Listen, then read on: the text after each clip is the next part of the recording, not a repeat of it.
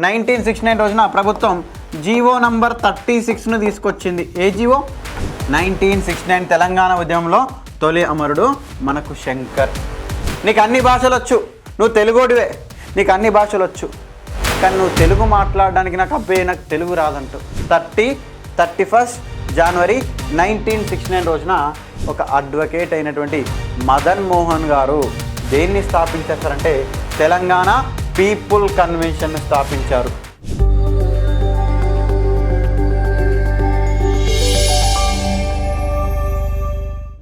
So మరి ఇక్కడ మనకు తెలంగాణ ఉద్యమ చరిత్ర ఒక సబ్జెక్ట్ డిస్కస్ చేస్తున్నాం. ఆల్రెడీ ప్రీవియస్ క్లాస్లో ప్రభుత్వం ఏ జీవోని రిలీజ్ చేసిందని చెప్పుకున్నామని 21 జనవరి 1969 రోజున 21 జనవరి 1969 రోజున ప్రభుత్వం జీవో నంబర్ 36ను తీసుకొచ్చింది. ఏ జీవో? జీవో నంబర్ 36ను. మరి జీవోను అకార్డింగ్ టు జీవో నంబర్ 36 మరి ఏం చేసిరు సార్ అంటే ఎప్పటి వరకు వెళ్ళిపోవాలి? ఎవరైతే స్థానికుల కోటాలో నియమించబడినటువంటి నాన్మూలికలు అందరూ 1969 ఫిబ్రవరి 28వ తేదీ లోపల వాళ్ళ యొక్క సొంత ప్రాంతాలకు వెళ్ళిపోవాలని చెప్పారు. మరోపక్క ఈ విధంగా వాళ్ళకి జీవో ఇచ్చింది. మరి జీవో ఇంప్లిమెంటేషన్ అయిందా? దీనిపైన సుప్రీంకోర్టుకు పోతారు వాళ్ళు. హైకోర్టు, సుప్రీంకోర్టులు అనేకమైన కోర్టులను ఆశ్రయిస్తున్నటువంటి పరిస్థితి. సో మరోపక్క అదంగా జరుగుతున్న సందర్భంలోనే మరోపక్క ఉద్యమం కూడా చాలా ఉధృతంగా జరుగుతుంది. 20 జనవరి శంషాబాద్ కాల్పులు కానీ, 24వ తేదీన జరిగినటువంటి సదాశివపేట కాల్పుల్లో కానీ, ఇట్లా అనేకమైన శంషాబాద్లో, మరో పక్క సంగారెడ్డి జిల్లాలోని సదాశివపేటలో ఎక్కడెక్కడ జరిగినాయి సార్ కాల్పులు?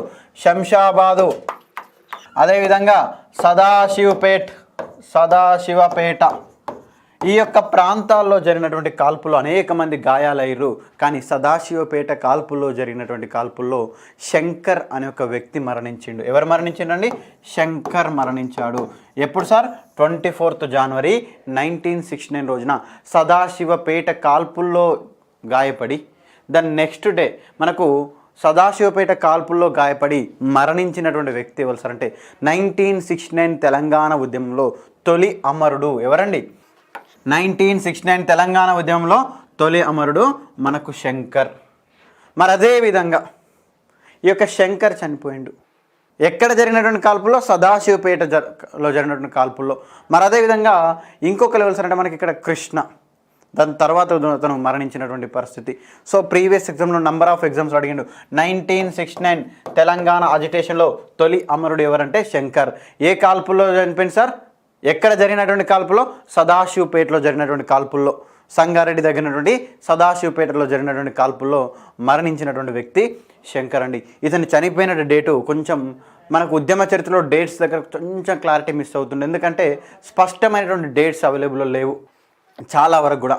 సో కొన్ని బుక్స్లో మనకు 24 అని, కొన్ని పుస్తకాల్లో 25 అని, కొన్ని పుస్తకాల్లో శంషాబాద్ కాల్పులు అని ఇచ్చారు. కానీ అది సదాశివపేట కాల్పులు 24th or 25th డేట్లలో మనకు చనిపోయినటువంటి పరిస్థితి. సో ఈ యొక్క పాయింట్ మాత్రం జాగ్రత్తగా గుర్తుంచుకోండి. ఎక్కడి కాల్పులు అంటే సదాశివపేట కాల్పులను గుర్తుంచుకోండి. 1969 ఉద్యమంలో తొలి అమరుడు. ఈ యొక్క 2 పాయింట్స్ మనం గుర్తుంచుకునేటువంటి ప్రయత్నం చేయండి. సో మరి అదేవిధంగా మరో పక్క ఇట్లా అనేక మంది రోజు రోజుకు తెలంగాణ ఉద్యమం అనేది దేనిగా మారుతుంది? హింసాత్మకంగా మారుతుంది. తెలంగాణ ఉద్యమం అనేది హింసాత్మకంగా మారుతుంది. మరో పక్క అటు శంకర్ చనిపోయిండు, కృష్ణ చనిపోయిండు హాస్పిటల్లో చికిత్స పొందుతూ. మరి వాళ్ళందరూ తెలంగాణ కోసం రోడ్డు మీదకి వస్తే పోలీసు కాల్పుల్లో చనిపోయినటువంటి పరిస్థితి. సార్ మరి పోలీసులు ఎందుకు చంపిస్తున్నారంటే సార్ ఉన్నత పోలీసు కానిస్టేబుల్ వాళ్ళందరూ కూడా మేజర్గా ఇక్కడ ఉన్నటువంటి వాళ్ళు తెలంగాణ ప్రాంత పోలే.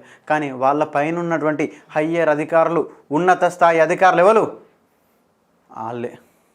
సో మరి అలాంటి పరిస్థితుల్లో మరి ఆ యొక్క పై అధికారుల మాటలు వినాలి, వాళ్ళు చెప్పినటువంటి అంశాలను పాటించాలి. కాబట్టి ఖచ్చితంగా మన తెలంగాణ ప్రాంత పోలీసులు కూడా తప్పని పరిస్థితిలో కాల్పులు కూడా జరపాల్సినటువంటి పరిస్థితి. అవునా కాదా? చెప్పుకుంటాం ఏ విధంగా జరుగుతుందని.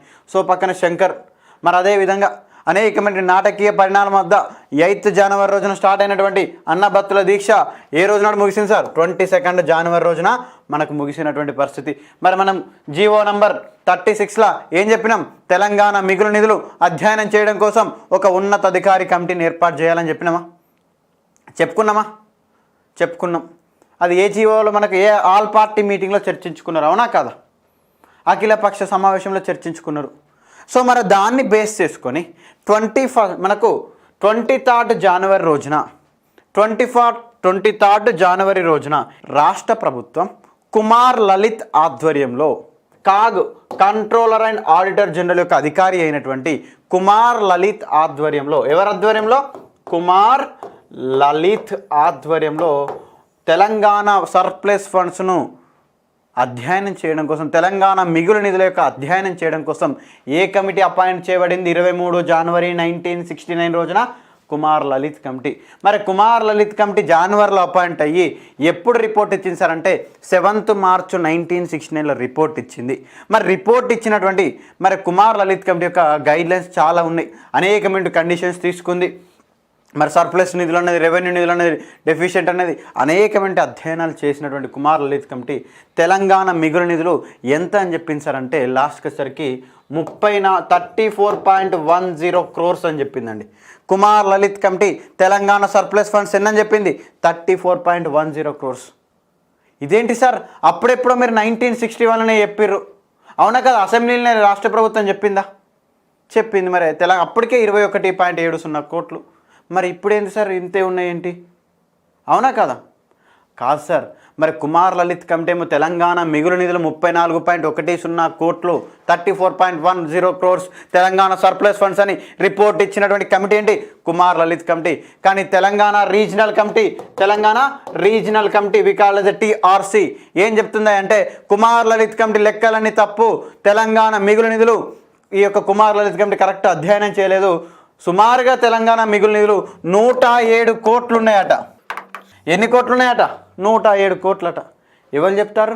మన క్లాసులో ఉన్న సురేష్ కుమార్ చెప్తుండా? ఎవరు చెప్తున్నారు? కుమార్ లలిత్ చెప్తే అది తప్పు లెక్క అని తెలంగాణ రీజనల్ కమిటీ చెప్తుంది. ఎవరు చెప్తున్నారు? తెలంగాణ రీజనల్ కమిటీ చెప్తుంది. అంటే దీనికి ఏమైనా పొంతనుందా? తెలంగాణ మాండలికంకి సంబంధించిన క్వశ్చన్స్ కూడా వస్తాయి, అర్థమైందా? మరి స్లాంగ్ తెలంగాణ స్లాంగ్లోనే ఉంటుంది క్లాసు. సో మరి తెలంగాణ రీజనల్ కమిటీ 107 కోట్లు ఎక్కడ? మరి అదేవిధంగా ఇక్కడ ఇవ్వబడినటువంటి 34 కోట్లు ఎక్కడ? చాలా వేరియేషన్ ఉంది. మరి తెలంగాణ ఉద్యమకారులందరూ కూడా అదే అన్నారు, అదే అన్నటువంటి పరిస్థితి. ఏంది సార్, ఏంది మరి దీనికి చాలా వేరియేషన్స్ ఉన్నాయంటే మరి ఇక తప్పనటువంటి పరిస్థితి. మరి కుమార్ లలిత్ కమిటీ అట్లా చెప్పింది. అనేకమైనటువంటి కమిటీలు కూడా చెప్తే మనం చెప్పుకుంటాం ఏ కమిటీలు. మరి తెలంగాణలో ఏం చేసిరు సార్? కమిటీలతోటి కాలయాపన చేసిర్రు, అవునా కాదా? కమిటీల పేరు చెప్పి కాలయాపన చేసిరు, టైంపాస్ చేసినటువంటి పరిస్థితి, ఉద్యమాన్ని నీరుగార్చేటువంటి ప్రయత్నం చేసి మరి ఉద్యమకారులందరూ కూడా కుమార్ లలిత్ కమిటీ రిపోర్టు తప్పు అని అనేక మంది కూడా ఉద్యమకారులు కూడా అన్నటువంటి పరిస్థితి. మరి అలాంటి సమయంలోనే 28 జనవరిలో వరంగల్లో తెలంగాణ విమోచన ఉద్యమ సదస్సు జరిగింది. 28 జనవరి 1969 రోజున ఎవరి అధ్యక్షతన సార్? కాళోజీ గారి అధ్యక్షతన 28 జనవరి 1969 రోజున ఎక్కడ? వరంగల్లో. ఎవరి అధ్యక్షన? తెలంగాణ విమోచన ఉద్యమ సదస్సు కాళోజీ గారి అధ్యక్షతన. మరి కాళోజీ గారు అంటే అందరికీ తెలుసు ఏంటి సార్, రేపు ఎగ్జామ్లో అడగచ్చు కాళోజీ స్టేట్మెంట్స్ ఏంటని అడగచ్చు. అన్య భాషలు నేర్చి ఆంధ్రంబు రాదంటూ సకిలించు ఆంధ్రుడా సావవెందుకురా. నీకు అన్ని భాషలు వచ్చు, నువ్వు తెలుగోడివే, నీకు అన్ని భాషలు వచ్చు, కానీ నువ్వు తెలుగు మాట్లాడడానికి నాకు తెలుగు రాదంటూ. మరి అలాంటప్పుడు నువ్వు బతికెందుకురా, నువ్వు సావవెందుకురా ఆంధ్రుడా మీన్స్ ఏంటంటే ఇక్కడ తెలుగు మాట్లాడేవాడా. ఇది ఎవరన్నారు సార్? ప్రజాకవి కాళోజీ గారు అన్నారు. ఇంకా కాళోజీ అనేకమైన ఇంటర్ప్రిటేషన్స్, అనేకమైన స్టేట్మెంట్స్, అనేకమైన వ్యాఖ్యానాలు ఇచ్చినటువంటి పరిస్థితి ఏంటి సార్? అనేకమైన వ్యాఖ్యానాలు ఇచ్చిండు. అక్షర రూపం దాల్చినటువంటి సిరా చుక్క 1,00,000 మెదళ్లను కదిలించాలన్నాడు. ఇది ప్రీవియస్ ఎగ్జామ్లో అడిగిండు. ఏంటి సార్? అక్షర రూపం దాల్చినటువంటి సిరా చుక్క. మరి మన కవులందరూ భావకవిత్వం వైపు వెళ్ళిపోతున్నారు. ఏ కవైనా సరే, ఏ వ్యక్తి అయినా సరే పెన్నులో ఉన్నటువంటి ఒక ఇంకుని యూజ్ చేసి ఒక అక్షరాన్ని రాసినట్టయితే అది 1,00,000 మెదళ్లను కదిలియాలి అని చెప్పిండు. ఇంకా అనేకమైనటువంటిది. లోక్ నాయక్ జయప్రకాష్ నారాయణ దృష్టిలో ఉంచుకొని పుట్టుక నీది, చావు నీది, బతుకంతా దేశానిది అన్నాడు. ఈ పాయింట్స్ అన్ని రాసుకోండి. మన కాళోజీ దగ్గర కూడా మనం కొన్ని పాయింట్స్ చెప్పుకుంటాం. మరి అదేవిధంగా ఇంకేమన్నారు సార్ కాళోజీ? తెలంగాణ ఉద్యమం చూసి ప్రాంతేతరుడు ద్రోహం చేస్తే ఏమన్నాడు? ప్రాంతం ఆవలి వరకు తన్ని తరుముదామన్నాడు. అదే ప్రాంతం వాడు ద్రోహం చేస్తే ప్రాంతంలోనే పాతర పెడదామని చెప్పిండు. ఏమని చెప్పిండు సార్? ప్రాంతేతరుడు ద్రోహం చేస్తే ప్రాంతం ఆవలి వరకు తన్ని తరుముదాం, అదే ప్రాంతం వాడు ద్రోహం చేస్తే ప్రాంతంలోనే పాతిరి పెడదామని అన్నటువంటి వ్యక్తి. ఇంకేనా సార్, అన్యాయాన్ని ఎదిరించిన వాడే నాకు ఆరాధ్యుడు అని చెప్పిండు కాళోజీ. మరి తెలంగాణ విమోచన ఉద్యమ సదస్సును వరంగల్లో 28 జనవరి రోజున మనకు కాళోజీ అధ్యక్షత నిర్వహించారు. మరి ఇక్కడ ఏం చేశారు సార్, మరి కాళోజీ అధ్యక్షతన నిర్వహించినటువంటి సమావేశంలో వాళ్ళు ఏం డిమాండ్ చేశారు? మరొక ఒక సదస్సు జరిగిన ఏదైనా మీటింగ్ జరిగితే రెజల్యూషన్స్ డిమాండ్స్ ఉంటాయి. మరి వీళ్ళ డిమాండ్స్ ఏంటి సార్ అంటే, రాష్ట్రంలో ముఖ్యమంత్రిగా ఉన్నటువంటి ఎవరిని తొలగించాలంట? ముఖ్యమంత్రి అనగానే ఎవరు గుర్తుకు రావాలి మీకు పేరు? ఒక్కసారి నాతో పాటు ఎవరు గుర్తుకు రావాలి? కాసు బ్రహ్మానందరెడ్డి గుర్తుకు రావాలి. రాష్ట్రంలో ముఖ్యమంత్రిగా ఉన్నటువంటి కాసు బ్రహ్మానందరెడ్డిని బర్తరఫ్ చేసి రాష్ట్రంలో దేన్ని ఇంప్లిమెంట్ చేయాలంటున్నారు? ప్రెసిడెంట్ రూల్ని ఇంప్లిమెంట్ చేయాలని వరంగల్లో జరిగినటువంటి ఈ యొక్క సదస్సులో, తెలంగాణ విమోచన ఉద్యమ సదస్సులో అన్నటువంటి పరిస్థితి. మరి అదేవిధంగా ఇదే విమోచన ఉద్యమ సదస్సులో విద్యార్థి నాయకుడైనటువంటి నరసింహారెడ్డి గారు ఏమన్నారు సార్ అంటే, పన్నుల నిరాకరణ ఉద్యమాన్ని మేము ప్రారంభిస్తామని చెప్పిండు. రేపు అడగచ్చు, వరంగల్ తెలంగాణ విమోచన ఉద్యమ సదస్సులో పన్నుల నిరాకరణ ఉద్యమానికి పిలుపునిచ్చినటువంటి వ్యక్తి ఎవరు? విద్యార్థి నాయకుడు నరసింహారెడ్డి గారు అన్నటువంటి పరిస్థితి. ఈ పాయింట్స్ గుర్తుంచుకోండి వరంగల్కి సంబంధించినటువంటి. మరి అదేవిధంగా 31 జనవరి 1969 రోజున మనం ఏమంటాం సార్ అంటే, మనకు ఏ రోజు? 31 జనవరి 1969. దీన్ని మనం ఈగలపెంట ఇన్సిడెంట్ అంటాం. ఏమంటామండి? ఈగలపెంట ఇన్సిడెంట్, ఈగలపెంట సంఘటన అంటాం తెలుగులో. ఏమంటామండి? ఈగలపెంట సంఘటన అంటాం. 1969 జనవరి 30, 31. ఏంటి sir Eagalapenta incident? What is Eagalapenta incident? ఏంటంటే సార్, ఇక్కడ ఈగలపెంట అంటే ఎక్కడుంది సార్ అంటే, ఇది శ్రీశైలం ప్రాజెక్టు దగ్గర ఉంటుంది. ఎక్కడండి? శ్రీశైలం ప్రాజెక్టు సమీపంలో. సో ఎప్పుడైతే శ్రీశైలం ప్రాజెక్టు నిర్మాణం జరుగుతున్నటువంటి సందర్భంలో ఆ శ్రీశైలం ప్రాజెక్టులో పనిచేసినటువంటి తెలంగాణ ప్రాంత కార్మికులు, అధికారులు, తెలంగాణ ప్రాంత కార్మికులు అధికారుల పైన ఆంధ్ర హక్కుల పరిరక్షణ సమితి, ఎవరండి? ఆంధ్ర హక్కుల పరిరక్షణ సమితి కార్యకర్తలు. ఎవరి కార్యకర్తలు అండి? 31 జనవరి 1969 రోజున, 31 జనవరి 1969 రోజున ఈగలపెంట ఇన్సిడెంట్, ఈగలపెంట సంఘటన. మరి ఈగలపెంట సంఘటన ఏంటి సార్ అంటే, మనకు ప్రధానంగా శ్రీశైలం ప్రాజెక్టు అందరికీ తెలుసు కదా. ఏ నది పైన ఉంది శ్రీశైలం ప్రాజెక్టు? కృష్ణా నది పైన ఉంది. మరి అప్పటికి పూర్తి స్థాయిలో నిర్మాణం అయిందా? కాలేదు. శ్రీశైలం ప్రాజెక్టు నిర్మాణ పనుల్లో పాల్గొంటున్నటువంటి తెలంగాణ ప్రాంత కార్మికుల పైన, అదేవిధంగా తెలంగాణ అధికారుల పైన, శ్రీశైలం ప్రాజెక్టు వద్ద పనిచేస్తున్న తెలంగాణ ప్రాంత కార్మికులు, అధికారుల పైన ఆంధ్ర హక్కుల పరిరక్షణ సమితి, ఆంధ్ర హక్కుల పరిరక్షణ సమితి ఈ కార్యకర్తలు ఏం చేశారు సార్ అంటే, ఈ యొక్క శ్రీశైలం ప్రాజెక్టు వద్ద పనిచేస్తున్నటువంటి తెలంగాణ కార్మికులు, అధికారులపైన దాడి చేశారు సార్. 2 రోజుల పాటు ఈ యొక్క ఆంధ్ర హక్కుల పరిరక్షణ సమితి కార్యకర్తలు మరి తెలంగాణ ప్రాంతం వద్ద మనకు శ్రీశైలం ప్రాజెక్టు వద్ద పనిచేస్తున్నటువంటి తెలంగాణ ప్రాంత అధికారులు, కార్మికులపైన దాడి చేసిర్రు ఈ యొక్క ఆంధ్ర హక్కుల పరిరక్షణ సమితి కార్యకర్తలు. అంటే చూడండి, మన కోసం, మన రాష్ట్రం మనకు కావాలన్నందుకు కూడా తెలంగాణ ప్రజలపైన దాడి చేస్తున్నారు ఆ ప్రాంత ప్రజలు. సో అలాంటి ఇన్సిడెంట్స్ ఇవన్నీ కూడా, దీన్ని మనం ఈగలపెంట ఇన్సిడెంట్ అంటాం. రేపు ఎగ్జామ్లో అడగవచ్చు, ఈగలపెంట ఇన్సిడెంట్ దేనికి సంబంధించిందంటే ఆంధ్ర హక్కుల పరిరక్షణ సమితి కార్యకర్తలు దాడి చేసినటువంటి ఇన్సిడెంట్. మరి అదేవిధంగా ఫిబ్రవరి ఇన్సిడెంట్ కూడా మనం చర్చించుకోవాలి. ఫిబ్రవరి ఇన్సిడెంట్స్ కూడా మనం చర్చించుకోవాల్సిన పరిస్థితి. జనవరిలో మనం ఏమేమి ఇన్సిడెంట్స్ ఉన్నాయి సార్? అన్నబత్తుల దీక్ష ఒకటి, పోటు కృష్ణమూర్తి దీక్ష ఒకటి, సత్యనారాయణ, అదేవిధంగా విద్యార్థి యూనియన్లో రెండుగా స్ప్లిట్ అవ్వడం, ఇదేవిధంగా మనకు ప్రధానంగా అనేకమైనటువంటి అంశాలు, GO number 36, all party meeting, మనకేంటి సార్ ఈగలపెంట సంఘటన, అవన్నీ మనకు జనవరికి సంబంధించినవి. జనవరికి సంబంధించినవి. మరి ఫిబ్రవరి అనే ఒక టాపిక్లో అంటే సార్ ఫిబ్రవరి టాపిక్ ఏంటంటే 1969 ఉద్యమాన్ని క్లమ్జీగా చెప్తే మీకు అర్థం కాదు అనే ఉద్దేశంతో నేను మీకు స్ట్రక్చర్డ్గా మంత్ బై మంత్ ఇన్సిడెంట్స్ అన్నింటిని కూడా తీసుకొని రావడం జరుగుతుంది.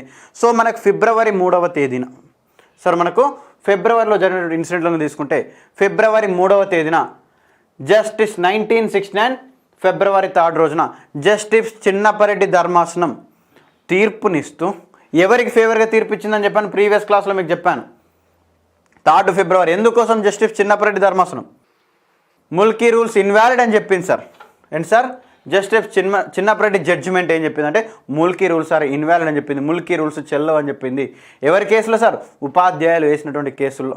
మరి అప్పటికే జరిగినటువంటి సంఘటనలు ఏంటి సార్ ఫిబ్రవరి 27వ తేదీ సార్ మనకు ఫిబ్రవరి 17వ తేదీనే చిన్నపరెడ్డి ధర్మాసనం ఫిబ్రవరి 3న తీర్పిస్తే ఫిబ్రవరి 17వ తేదీన మరి అప్పటికే వచ్చినటువంటి జీవో నంబర్ 36 పైన స్టే ఇచ్చింది ఎవరు సార్ సుప్రీంకోర్టు స్టే ఇచ్చింది. ఫిబ్రవరి 17వ తేదీన సుప్రీంకోర్టు దేనిపైన స్టే ఇచ్చింది, ఎందుకోసం స్టే ఇచ్చింది సార్ ఏ ప్రాంతపులు నా ప్రాంతంలో పనిచేసుకోపోరు అన్నందుకు. మరి తెలంగాణ ప్రాంతానికి అన్యాయం జరుగుతుందంటే ఏ కోర్టు పట్టించుకోలే. ఏం చెప్పింది సార్ జీవో నంబర్ 36ను నిలిపివేయండి అని ఫిబ్రవరి 17వ తేదీన మనకు ఎవరు స్టే ఇచ్చారు సార్ సుప్రీంకోర్టు స్టే ఇచ్చింది. దేనిపైన స్టే ఇచ్చింది supreme court issued stay on GO number 36. మరి అదేవిధంగా చిన్నపరెడ్డి ధర్మాసనం ముల్కీ రూల్స్ వ్యాలిడ్ అన్నాడా ఇన్వాలిడ్ అన్నాడా, ఇన్వాలిడ్ అన్నాడు. ఇన్వాలిడ్ అని చెప్పినటువంటి పరిస్థితి. సరే ఈ జడ్జిమెంట్స్ అన్నీ మీకు అడుగుతాడు సార్ క్లియర్గా ఎగ్జామ్లో, ఈ యొక్క జడ్జిమెంట్స్ అన్నీ కూడా మీకు క్లియర్గా ఎగ్జామ్లో అడుగుతూ ఉంటాడు. మరి అదేవిధంగా ఫిబ్రవరి 20వ తేదీన జస్టిస్ ఆవుల సాంబశివరావు అదేవిధంగా జస్టిస్ జగన్మోహన్ రెడ్డి ఆవుల సాంబశివరావు ధర్మాసనం ఏం చెప్పిందంటే ముల్కీ రూల్స్ ఆర్ వ్యాలిడ్ అని జడ్జిమెంట్ ఇచ్చింది సార్. చూడండి కుప్పుస్వామి ఇన్వాలిడ్ అన్నాడు, అటానమస్ బాడీ కాబట్టి ముల్కీ రూల్స్ అక్కడ రావని చెప్పిండు. చిన్నపరెడ్డి ఇన్వాలిడ్ అని చెప్పిండు. మరి ఇక్కడ సుప్రీంకోర్టు జీవో నంబర్ 36 పైన స్టే ఇచ్చింది. కానీ తర్వాత వచ్చినటువంటి హైకోర్టులో మనకు జస్టిస్ జగన్మోహన్ రెడ్డి జస్టిస్ ఆవుల సాంబశివరావు ధర్మాసనం ఏమని చెప్పింది సార్ ముల్కీ రూల్స్ అనే వ్యాలిడ్ అని చెప్పినటువంటి పరిస్థితి. కానీ అప్పటికే జీవో నంబర్ 36 పైన ఏం జరిగింది సార్ స్టే ఉన్నటువంటి పరిస్థితి, జీవో నంబర్ 36 పైన స్టే ఉన్నటువంటి పరిస్థితి. సో ఆ జడ్జిమెంట్ కూడా వ్యాలిడ్ అవుతుందా, వ్యాలిడ్ అయినా కూడా ఇంప్లిమెంటేషన్లో ఉండదు. ఇలాంటి సందర్భంలో మరి ఉద్యమాన్ని నడిపియాలి. మరి రోజు రోజుకు ప్రజల్లో ఉద్యమానికి ఆదరణ పెరుగుతుంది. కొలిశెట్టి రామదాసు ఎంత ప్రయత్నించినా ఉద్యమాన్ని అంత స్థాయిలో తీసుకొచ్చేటువంటి ప్రయత్నం చేస్తున్నాడు. జనవరిలో అనేకమైన ఇన్సిడెంట్స్ కూడా జరిగినాయి అతని యొక్క ఉద్యమ ఫలితంగానే. మరి ఇలాంటి సందర్భంలో మరి అందరూ కూడా ఇంకా ఏకతాటిపైకి రావాలి, ఉద్యమంలో ప్రజల భాగస్వామ్యం చేయాలనే ఉద్దేశంతో 18th ఫిబ్రవరి ఎప్పుడండి 18 ఫిబ్రవరి 1969వ సంవత్సరంలో దేన్ని స్థాపించారు సార్ సిద్దిపేటకు చెందినటువంటి అడ్వకేట్ అయినటువంటి సిద్దిపేట ప్రాంతానికి చెందినటువంటి ఒక అడ్వకేట్ అయినటువంటి మదన్ మోహన్ గారు దేన్ని స్థాపించారు సార్ అంటే తెలంగాణ పీపుల్ కన్వెన్షన్ స్థాపించారు. దేన్ని స్థాపించారు sir Telangana people convention TPC, Telangana people convention స్థాపించిండు. ఎవరు స్థాపించారు దీని కన్వీనర్ ఎవరు మదన్ మోహన్ గారు. ఏ రోజున 18th ఫిబ్రవరి రోజున. సరే ఈ యొక్క TPCA మనకు మార్చిలో చెప్పుకుంటాం. మార్చిలోనే ఈ యొక్క TPC అనేది నేమ్ చేంజ్ అయింది. TPC name change as Telangana ప్రజా సమితిగా మారింది. తెలంగాణ పీపుల్ కన్వెన్షన్ పేరే 1969 ఉద్యమాన్ని నడిపినటువంటి ఏ పార్టీ సార్ తెలంగాణ ప్రజా సమితిగా. మరి మొదటగా ఈ యొక్క ఆర్గనైజేషన్ స్టార్ట్ అయినప్పుడు 1969 మార్చిలో ఈ యొక్క పేరు మారింది. కానీ మొదటగా తెలంగాణ ప్రజా సమితి అనేది ఏ పేరుతో ఉన్నది సార్ అంటే తెలంగాణ పీపుల్ కన్వెన్షన్ యొక్క పేరుతో ఉన్నది. మరి తెలంగాణ పీపుల్ కన్వెన్షన్ నేమ్ అనేది మనకు తెలంగాణ ప్రజా సమితిగా చేంజ్ అయింది. సో మరి దీని యొక్క ప్రెసిడెంటు మదన్ మోహన్ అని చెప్పుకున్నాం. జనరల్ సెక్రటరీ ఎవరు సార్ అంటే వెంకటరామిరెడ్డి గారు. ఎవరండి వెంకటరామిరెడ్డి గారు. మరి దీని యొక్క ట్రెజరర్ ఎవరు సార్ అంటే నాగం కృష్ణ. దీని యొక్క ట్రెజరర్ ఎవరండి నాగం కృష్ణ దీని యొక్క ట్రెజరరు. ఈ పాయింట్స్ జాగ్రత్తగా గుర్తుంచుకోండి. So then we go to March movement. మార్చ్లో జరిగినటువంటి ఉద్యమానికి సంబంధించిన అంశాలను కూడా చర్చించుకుంటాం.